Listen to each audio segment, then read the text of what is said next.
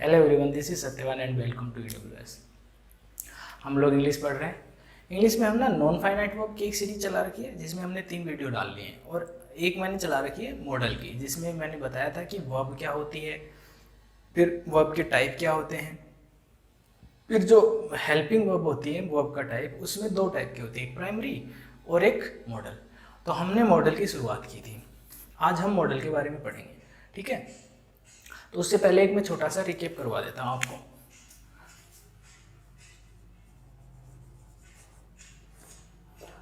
अब हमने इतना तो पढ़ लिया था कि मॉडल्स का काम क्या होता है। ये सिर्फ और सिर्फ हेल्पिंग वर्ब होती है। दिख रहा है ना, थोड़ा ऊपर चला गया, कोई बात नहीं, ये मॉडल लिखा है, मैं थोड़ा नीचे से लिख दूंगा।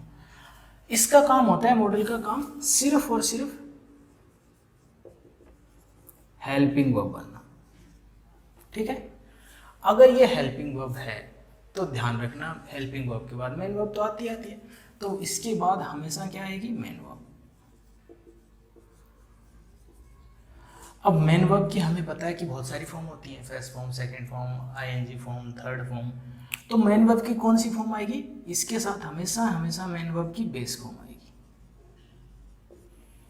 ठीक है, ओके।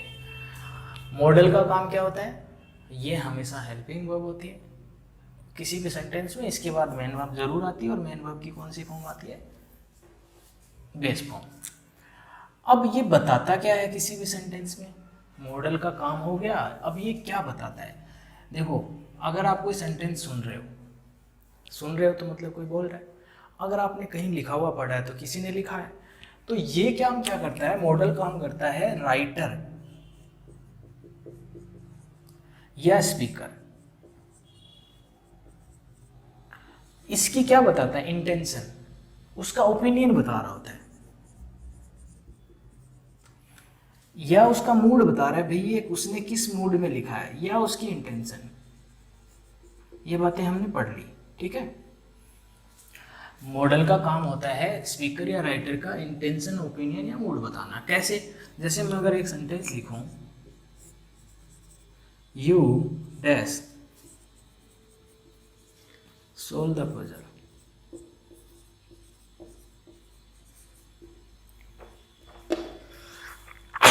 सॉरी।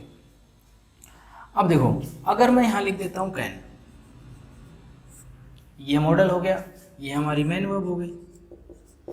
अब इससे समझना क्या है कि मॉडल बता क्या रहा है, ये हमारा सब्जेक्ट है। अगर ये सेंटेंस कोई बोल रहा है तो बोलने वाला क्या बोल रहा है, यू के बारे में बोल रहा है। यू के बारे में वो अपना ओपिनियन दे रहा है कि ये जो पजल लिखी हुई है, ये जो पजल लिखी हुई है, उस पजल को यू की जगह मैं लिख देता हूं, मान लेते हैं कमल। अगर कमल लिखा है तो ये बताना चाह रहा है कि जो कमल है ना, उसको ये पजल सोल्व करने की उसमें एबिलिटी है, काबिलियत है, वो काबिल है कि ये पजल सोल्व कर सकता है। तो जैसे ही उसने कैन लिखा तो वो उसकी काबिलियत की बात कर रहा है। अगर यहाँ पे लिख दे मे, तब क्या होगा, तब वो इसकी काबिलियत की बात, अगर ये लिखा हो कमल में सोल्व द पजल, तो वो क्या कहना चाह रहा है, तब बोलने वाले और लिखने वाले ने ये बोल दिया कि जो कमल है वो पजल को सोल्व कर सकता है, उसमें काबिलियत है, उसमें काबिलियत नहीं है उसे नहीं पता, बस वो ये बता रहा है कि वो जो पजल है उसको वो सोल्व कर सकता है, हो सकता है ना भी करे। जो मैं है ना, ये दोनों चीज़ें बताता है। इसीलिए ना आप अगर कहीं पढ़ोगे ना क्वेश्चन टैग, तो मैं जो लिखा होता है ना, उसके बाद कभी भी नोट नहीं आता, मैं नोट कहीं नहीं पढ़ोगे आप। कारण क्या है कि मैं जो है ना, इसमें खुद में ये दोनों चीज़ें हैं। ये बता रहा क्या, पॉसिबिलिटी, पॉसिबिलिटी का मतलब क्या, वो काम हो सकता है या नहीं भी हो सकता, तो दोनों चीज़ें मैं के अंदर ही है, तो इसमें मैं नोट नहीं आता। बस हमें यही समझना है, और जो जो बाकी मॉडल हैं उनके बारे में हम धीरे धीरे डिटेल में पढ़ते चलेंगे। तो आज शुरू करते हैं कैन से। आप लिखना चाहो तो लिख लो, और ध्यान रखो रात को 9 बजे अपना डेली मंडे से फ्राइडे पर डे वीडियो आएगा। और जिनको जिनको कोई भी वन डे एग्जाम हो, चाहे वो एसएससी का हो, चाहे बैंक का हो, चाहे सीडीएस हो, यूपीएससी हो, कोई भी स्टेट हो, जहाँ जहाँ इंग्लिश आती है उन सब के लिए क्या है, हेल्पफुल है। अब देखो, कैन, कुड और मे, तीनों को अपन एक साथ पढ़ लेते हैं। हमने पढ़ा कि कैन क्या बताता है, ability, ability of the subject. जो मेन वर्ब लिखी होती है, हेल्पिंग वर्ब जो मोडाल है, उसके बाद उस मेन वर्ब का जो सब्जेक्ट है उसकी एबिलिटी बताती है। कुड क्या बताता है, कुड भी एबिलिटी ही बताता है, बट ये होता क्या, ये पास्ट फॉर्म होती है या तो ये वीकर फॉर्म होती है।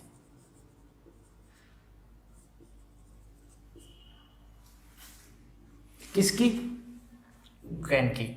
अगर प्रेजेंट में अपने को एबिलिटी बतानी है तो अपन यूज करेंगे कैन का, अगर पास्ट में एबिलिटी बतानी है तो किसका यूज करेंगे, कुड का। और अगर हम श्योर हैं उस चीज़ को लेके, मतलब एबिलिटी जो है उस इंटेंशन जो है वो ज़्यादा बतानी है तो कैन का, और उसको कम करना है मतलब वीकर, तो क्या वो लिखेंगे, कुड। बाकी जैसे जैसे एग्जाम्पल लिखेंगे आपको बातें समझ में आती चली जाएंगी। मे क्या बताता है, मे बताता है पॉसिबिलिटी, पॉसिबिलिटी ऑफ किसी भी चीज़ के होने की। अब देखो, अगर मैं पॉसिबिलिटी से समझाना चाहूँ, मान लो आसमान में बादल हो रखे हैं काले घने, है ना, तो कोई बोल रहा है कि बारिश हो सकती है, तो इट कैन रेन या इट मे रेन, क्या बादल हो रखे हैं तो एबिलिटी नहीं है, पॉसिबिलिटी है, संभावना है, क्योंकि जो रेन है बारिश होना वो एक तरह का ये मान सकते हैं अपन हैपनिंग है, उसमें कोई कुछ कर नहीं रहा, वो अपने आप होती है। तो जब हैपनिंग होती है तो उसमें पॉसिबिलिटी ही होती है। बाकी और मैं धीरे धीरे एग्जांपल लिखता हूँ तो आप समझते चले जाना। जैसे देखो,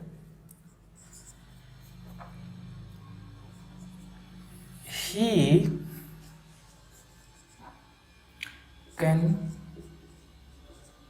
solve the puzzle yesterday.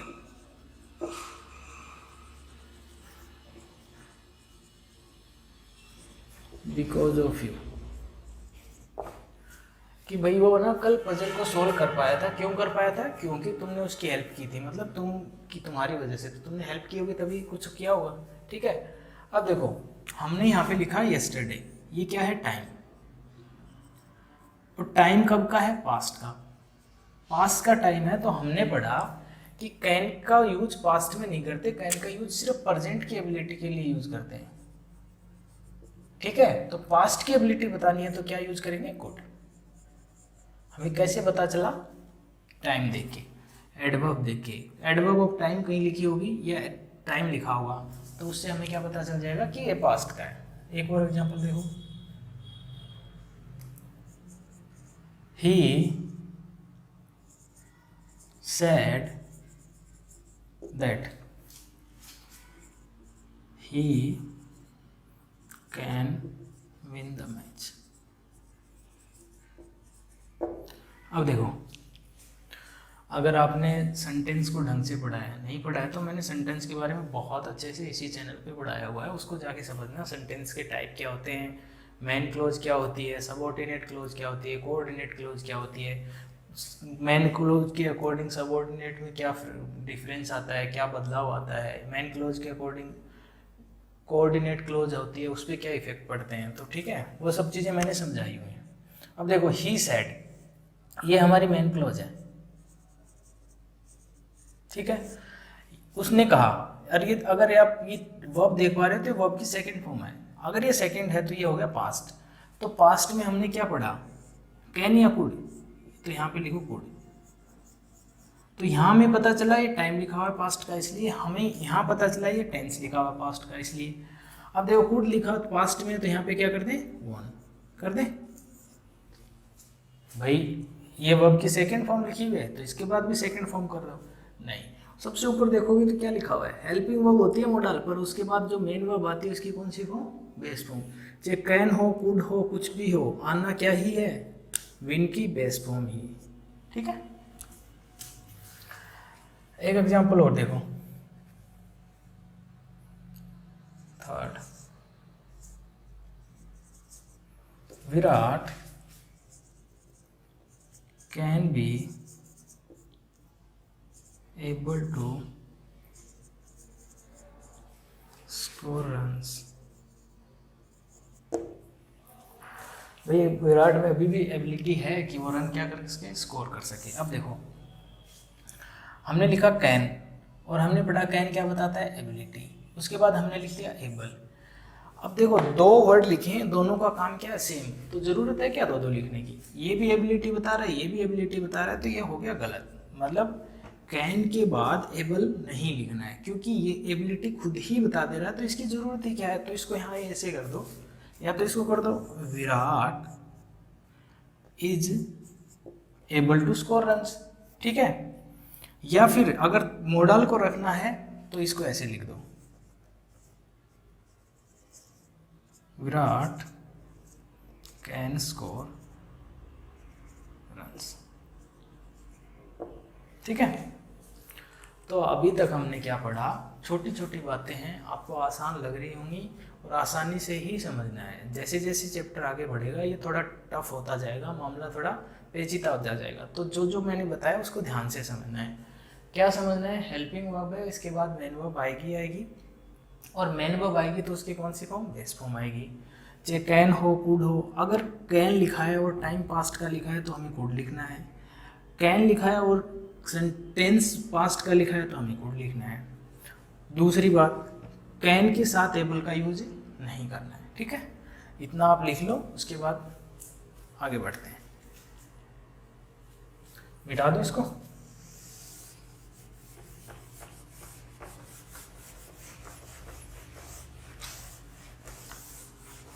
और ध्यान रखना रात को 9 बजे रोजाना, Monday to Friday.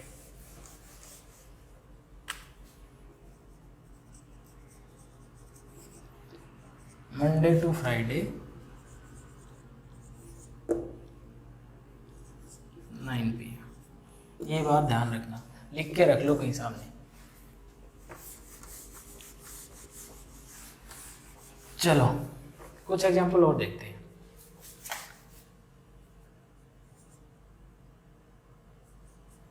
He can be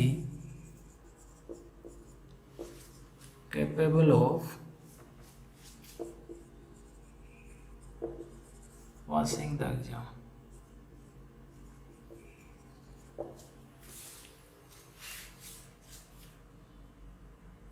चलो इसको सॉल्व करो पहले। अब देखो हमने पढ़ा कि कैन वो क्या बताता है, एबिलिटी बताता है, और कैपेबिलिटी और एबिलिटी का मतलब सेम ही होता है। अगर जब ये कैन के साथ एबल यूज नहीं कर सकते तो यूज हमें कैपेबल भी नहीं करना है। तो इसका भी वही सॉल्यूशन, इसको हटाओ और लिख दो he is capable of passing the exam, या फिर he can pass the exam, बस, ठीक है।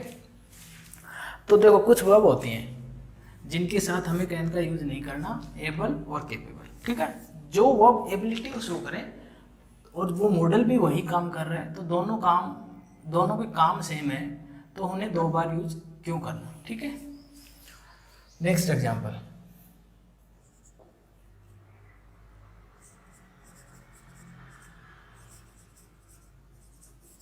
टेक केयर ऑफ हर और हर लिखें सी, कैन या मे डाई। एक और लिख लो, थर्ड,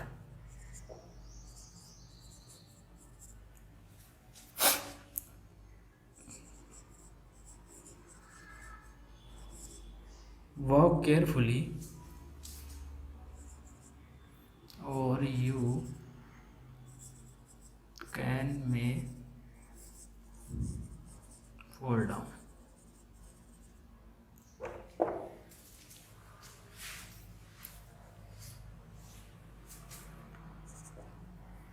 हाँ एक और लिख लो, anybody can may fall in love with her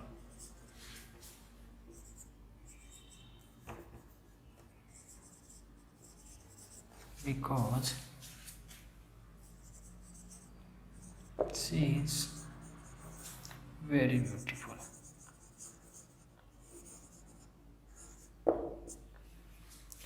Anybody can या may fall in love with her because she is very beautiful. दिख रहा है? ठीक है, एक और लिख लो.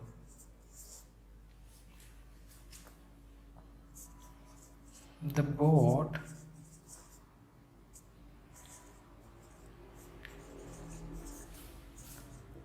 sink in this storm. The boat can या may, इसको मैं लिखना. Sink in this storm. ठीक है. अब ये कुछ क्वेश्चन लिखे हैं मैंने, इनको अपने आप एक बार ट्राई करके देखो, कुछ क्या समझ आता है, नहीं आता फिर अपन इसको डिस्कस करते हैं.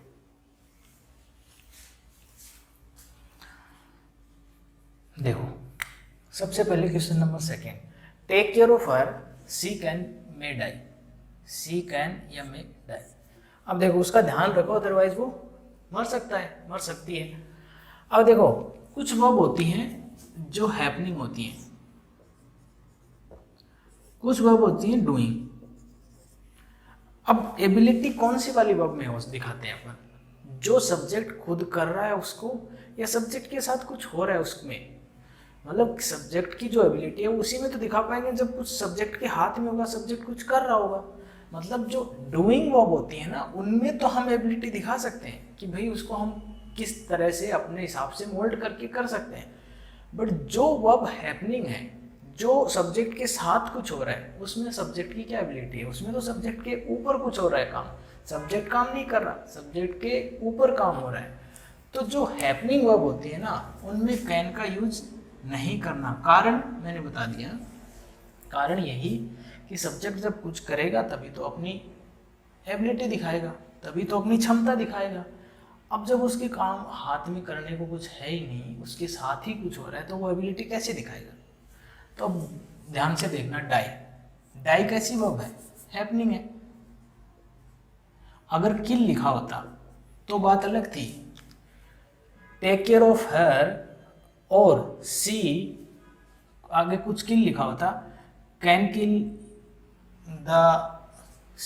ही कैन किल हर. ठीक है भाई, उसको कोई मार देगा, अदरवाइज उसकी ध्यान रखो. तो किल होता तो बात अलग होती, उसके जो सब्जेक्ट है उसके हाथ में कुछ होता. बट यहाँ पे क्या है, डाई. डाई तो हैपनिंग वर्ब है, हैपनिंग वर्ब है, तो इसमें कुछ कर पाएगा या उसके साथ होगा, उसके साथ होगा तो एबिलिटी कहाँ से दिखाएगा. मतलब पॉसिबिलिटी है कि मर जाए. ठीक है, तो ध्यान रखना जब ऐसी वर्ब लिखी हो जो हैपनिंग हो, जो जिसमें सब्जेक्ट के हाथ में करने का कुछ है ही नहीं, तो मैं. Third example, walk carefully. ध्यान से चलो अदरवाइज तुम गिर जाओगे. अब फॉल आपने पढ़ा होगा, जो FELL होता है वो तो होती है डूइंग वर्ब. FALL होता है ना, वो होता है हैपनिंग वर्ब. ये होता है गिराना, ये होता है गिरना, ये होता है मारना, ये होता है मरना. तो ये हैपनिंग है, ये हैपनिंग है, तो फॉल डाउन हैपनिंग है. कैन गलत में सही. Anybody can may fall in love with her because she is very beautiful. अब इसको ध्यान से देखो कि वो बहुत खूबसूरत है, भला की खूबसूरत है, तो उसके प्यार में कोई भी पड़ सकता है. अब अगर वो खूबसूरत है, इससे ये तो सिद्ध नहीं होता कि उसके प्यार में पड़ने की किसी में एबिलिटी आ गई, संभावना ही तो बढ़ गई ना. और फॉल इन लव ये हैपनिंग है, FALL क्या है, हैपनिंग. तो क्या लिखेंगे, बाकी ये भी आपको समझ में आएगी होगा. सिंक, सिंक का मतलब क्या होता है, डूबना होता है, ना कि डुबोना. तो जब डूबना है तो क्या बोट में एबिलिटी थोड़ी है कि वो डूब जाएगी. वो तो पॉसिबिलिटी है कि बहुत ज़्यादा मतलब स्ट्रॉम आ रखा है, तूफान टाइप का उठ रखा है, तो वो गिर डूब सकती है. पॉसिबिलिटी ना कि एबिलिटी. ये बहुत अच्छा कॉन्सेप्ट था, इसको एक बार लिख लो, फिर हम बढ़ते हैं अगली बात पे. मिटा दो, चलो.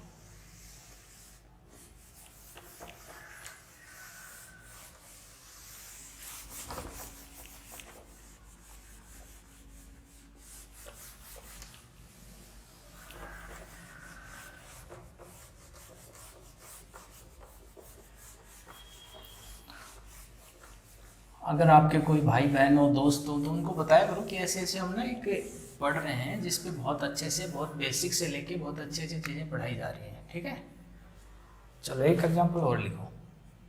हमने अभी तक कितने कॉन्सेप्ट पढ़े हैं कैन और में की, याद करते चलना। हमने पढ़ा कि जब पास्ट फॉर्म होती है ना, अगर पास्ट टेंस लिखा हो या पास्ट का टाइम लिखा हो तो कैन यूज नहीं करते, क्या करना है, कुड यूज करना है। उसके बाद हमने पढ़ा कि अगर एबल या केपेबल वर्ब लिखी हो तो उनमें ना पहले से एबिलिटी बता रही है तो कैन का यूज नहीं करना, मतलब दोनों को एक साथ यूज नहीं करना। और तीसरी बात हमने पढ़ी कि अगर जो मेन वर्ब है वो हैपनिंग हो तो हैपनिंग में तो सब्जेक्ट के पास एबिलिटी दिखाने का ऑप्शन ही नहीं है। जब उसके पास एबिलिटी दिखाने का ऑप्शन ही नहीं है तो वो दिखाएगा क्या, तो क्या करना, कैन का यूज नहीं, मे का यूज। अब एक बात और पढ़ना,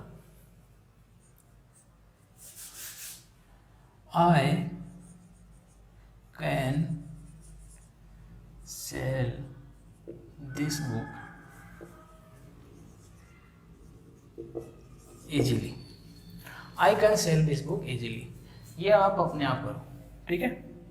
देखो हमने पढ़ा कि जो कैन है वो मॉडल है और मॉडल जो क्या होता है, हेल्पिंग वर्ब होता है। बस ये लाइन ही एक इम्पोर्टेंट है, मेन वर्ब आती है उसके बाद आती है।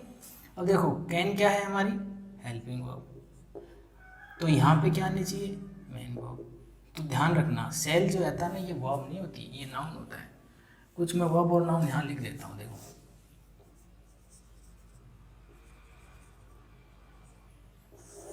SELL ये वर्ब होती है, SALE ये नाउन होता है। सेल का मतलब होता है बेचना, ठीक है। आई एम सेलिंग तो ये आएगी वर्ब। अगर इसका मतलब होता है बिक्री, कि आज कितना बिका कुछ, ठीक है। एडवाइस, एस वाला जो होता है एडवाइस वो क्या होता है, वर्ब, और सी वाला ये होता है नाउन। प्रैक्टिस, एस वाला वर्ब, सी वाला नाउन। प्रूव, प्रूव करना तो ये क्या है, वर्ब। प्रूफ ये क्या है, नाउन। साइन, सॉरी ये क्या है, वर्ब। और सिग्नेचर ये क्या है, नाउन। सिट, SIT ये बैठना, ये क्या है, वर्ब। और SEAT जिस पे अपन बैठते हैं ये क्या है, नाउन।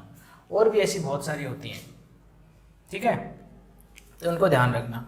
तो हमें ध्यान ये रखना है कि जब मॉडल हेल्पिंग वर्ब लिखिए तो उसके बाद क्या आना है, मेन वर्ब आती है, ना कि कोई नाउन लिख दे। जैसे एक दो एग्जाम्पल और लिखें, हाँ